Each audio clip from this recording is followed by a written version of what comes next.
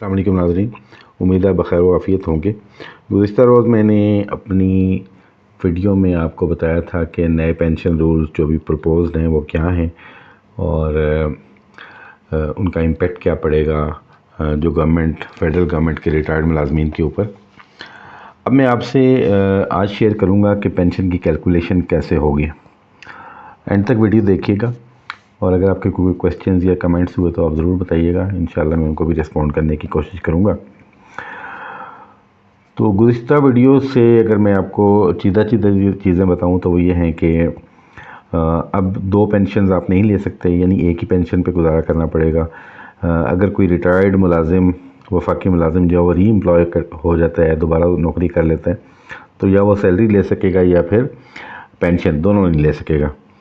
और पेंशन की जो टर्म है वो अगर पेंशनर फोत हो जाए तो उसके बाद 10 साल तक है डिपेंडेंट के लिए, और फ़ौज के जो शुहदा वगैरह हैं उनके लिए 20 साल है, और अगर वो डिपेंडेंट माजूर हैं तो उनके लिए लाइफ टाइम है। तो ये चेंज किया गया था। उसके बाद जो एनुअल इंक्रीमेंट है गवर्नमेंट जो हर साल इंक्रीज़ करती है पेंशन, उसको भी लिमिट कर दिया गया है कि वो 10 साल से ज़्यादा नहीं हो सकती, 10% से ज़्यादा नहीं हो सकती, और उसको लिंक कर दिया गया है कंज्यूमर प्राइस इंडेक्स के साथ। यानी कि अगर 10% से कम है CPI तो फिर कम इंक्रीज़ होगी, और अगर 10% से ज़्यादा है तो तब 10% ही होगी, अनलेस कि गवर्नमेंट इसको रिवर्स करती है किसी वक्त फ्यूचर में। उसके बाद अगर कोई शख्स 25 साल से कम सर्विस पे रिटायर होता है तो हर साल जितने साल 25 साल से कम होंगे उतनी हर साल 3% की पेनल्टी उसको पड़ेगी, यानी 3% उसकी पेंशन कम हो जाएगी।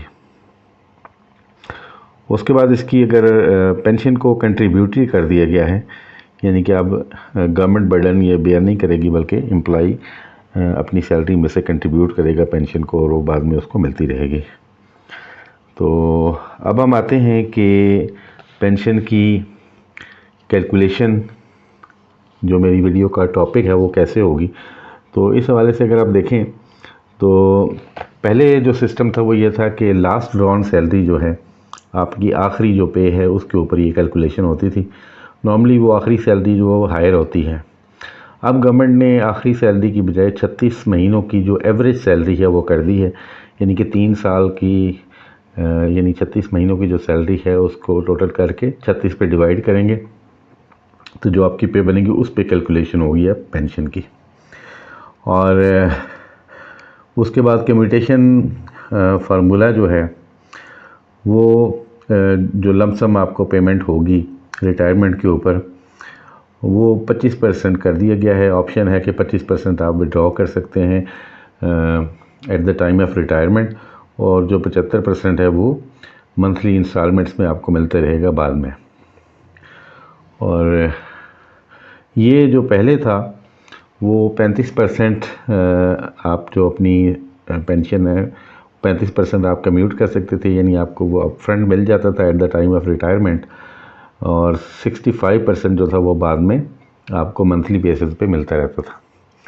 तो ये भी एक चेंज हुई है। तो अब आपकी अगर 25 साल की सर्विस है तो जो आपकी पिछले 36 महीनों की एवरेज सैलरी है, फ़र्ज़ किया वो अगर 1 लाख रुपया है तो उसको भी इन्होंने ये किया है कि उसकी 70% जो है वो आपको मिलेगी, पेंशनेबल वो होगी।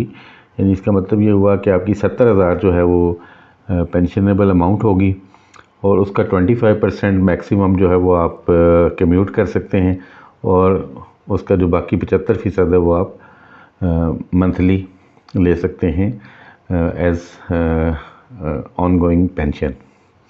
तो ये कैलकुलेशन है। और इस हवाले से अगर फर्दर हम देखें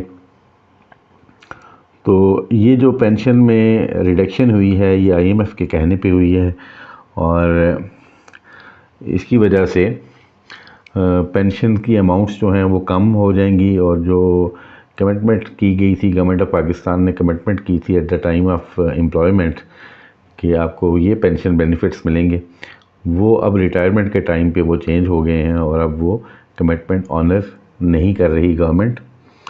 तो इसी तरह अगर आप कैलकुलेशन करना चाहें कि एक शख्स है वो 20 साल की सर्विस के बाद रिटायर होता है, तो चूँकि 5 साल अर्ली वो रिटायर हो गया तो 3% एवरी ईयर करेंगे तो 15% उसकी और रिडक्शन हो जाएगी, यानी पेनल्टी उसको जो पड़ेगी 15% पड़ेगी और रिमेनिंग कैलकुलेशन ऐसे ही होगी।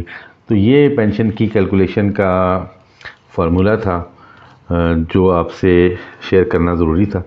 आप अपने कमेंट्स का इज़हार कीजिएगा, इंशाअल्लाह मैं ज़रूर रिस्पॉन्ड करूँगा। अब इजाज़त दीजिएगा। अल्लाह निगहबान।